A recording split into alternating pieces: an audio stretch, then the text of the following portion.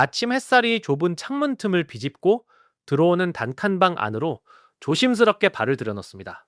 22제곱미터 남짓한 이 공간에 혼자 사는 75살의 할머니는 지금 막 스트레칭을 끝내고 작은 냄비에 된장찌개를 올리는 중입니다. 텔레비전도 켜져 있지 않고 라디오 소리도 없는데 이상하게 이 방 안에는 고요한 충만함이 흐릅니다. 월 90만 원 연금으로 혼자 산다고 하면 대부분의 사람들은 고개를 젓습니다. 어떻게 그 돈으로 살아요? 하고 묻는 사람들에게 이 할머니는 웃으며 이렇게 말합니다. 오히려 지금이 제 인생에서 제일 편해요 하고요. 시작하기에 앞서 구독과 좋아요 눌러주시면 영상 제작에 큰 힘이 됩니다.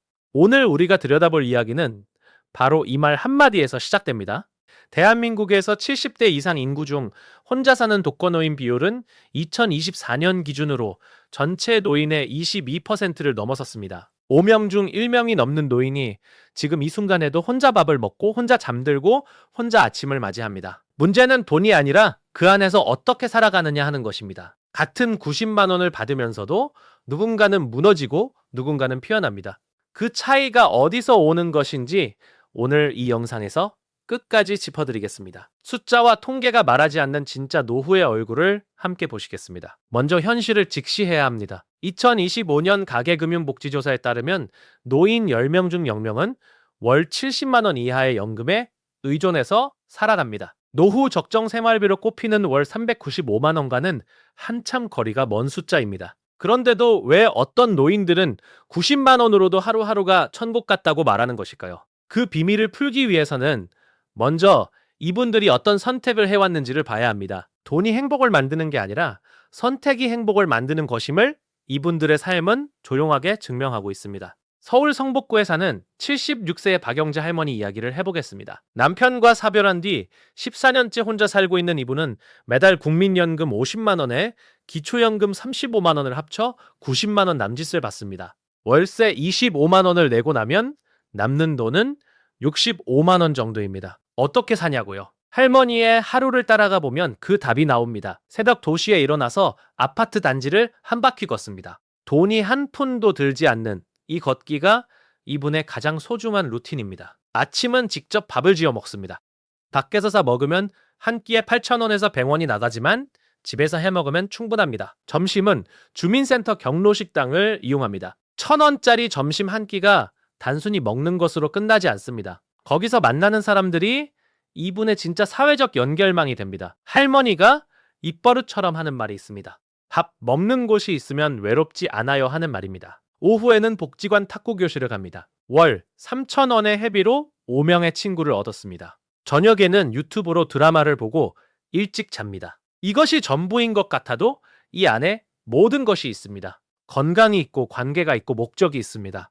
전문가들은 노년의 행복을 결정하는 것이 자산 규모가 아니라 관계의 밀도와 하루의 구조라고 말합니다. 이 할머니는 그것을 돈 없이 스스로 만들어낸 것입니다. 우리는 지금 굉장히 중요한 지점을 지나고 있습니다. 그렇다면 왜 많은 사람들이 같은 돈을 받고도 다른 삶을 사는 것일까요? 이 질문의 핵심에는 소비 구조와 자존감이 있습니다. 노후에 가장 빠르게 돈을 갖아먹는 것은 큰 지출이 아닙니다. 무의식적인 작은 지출들이 쌓여서 통장을 바닥냅니다. 습관적으로 마시는 커피 한 잔 250원이 한 달이면 750원이 됩니다. 자식에게 보여주고 싶어서 사는 명절 선물 체면 때문에 나가는 경조사비 이런 것들이 90만 원짜리 삶을 빠듯하게 만드는 주범입니다. 반면에 잘 사는 70대 분들은 소비에 대한 철학이 확실합니다. 이분들은 남 시선에서 자유롭습니다. 남이 어떻게 볼까?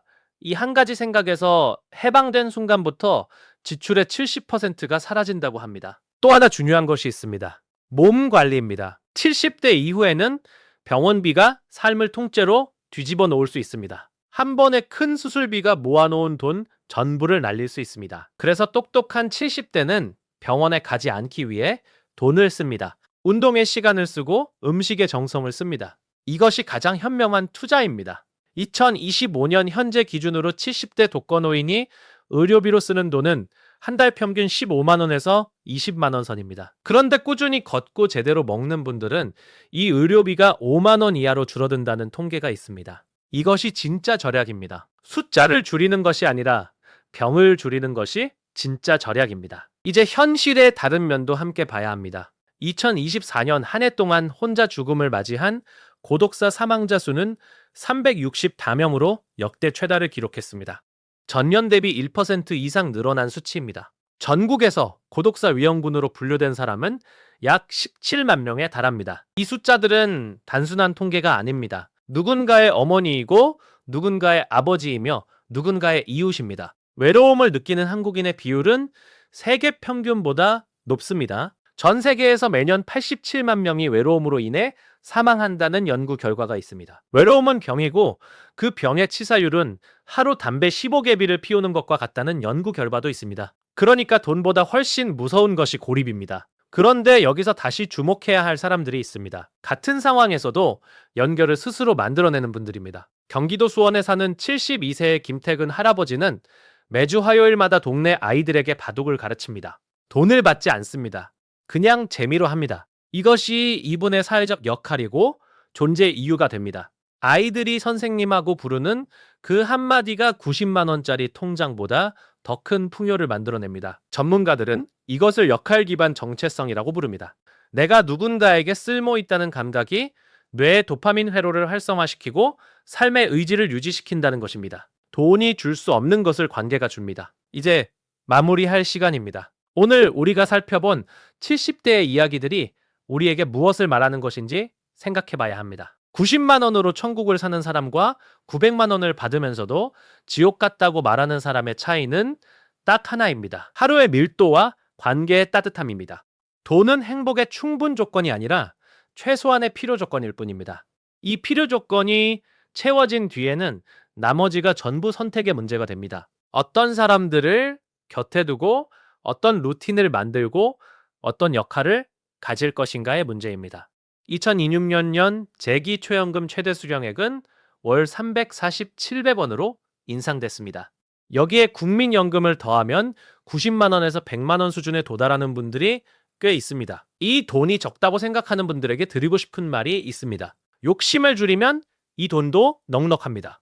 정확히는 욕심의 방향을 바꾸면 됩니다. 더 많이 가지려는 욕심 대신 더 잘 살려는 욕심으로요. 건강에 욕심을 내고 관계에 욕심을 내고 오늘 하루에 욕심을 내십시오. 70대의 하루는 40대의 하루보다 짧지 않습니다. 오히려 더 깊고 더 진할 수 있습니다. 결국 노후는 만들어가는 것입니다. 주어지는 것이 아닙니다. 그리고 그것을 만들어 나가기에 지금 이 순간은 결코 늦지 않았습니다.